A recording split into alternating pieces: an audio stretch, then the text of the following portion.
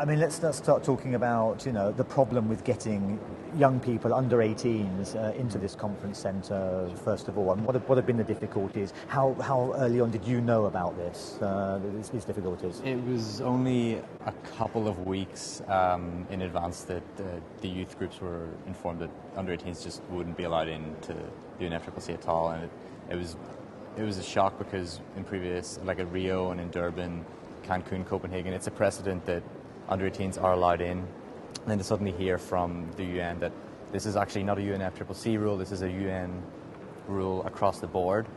And it was like news to most of our organizations that this was the case. So it's not a difficulty in getting him, it's an impossibility. There are no under 18s in the UNFCCC today. Right. Whereas I don't know if you were at Durban or at Rio. I was in Durban. I mean, the vitality, the energy that the youth groups gave to the process was tangible. I mean, it was obvious. And we're losing that now. In the halls, and we were wearing our T-shirts and walking around and shouting at all the negotiators. But yeah, it's much less here than it was there.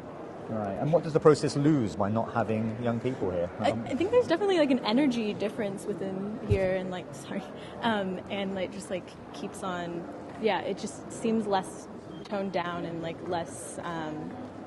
They're less vocal, I feel like. I feel like it loses a moral compass, if anything. We're here to, our job as youth is to sort of step around what's politically feasible, politically possible, and say what's actually needed and what we want for a better world. And when you just eliminate all the under 18s, you're eliminating future generations in a negotiation that's about them.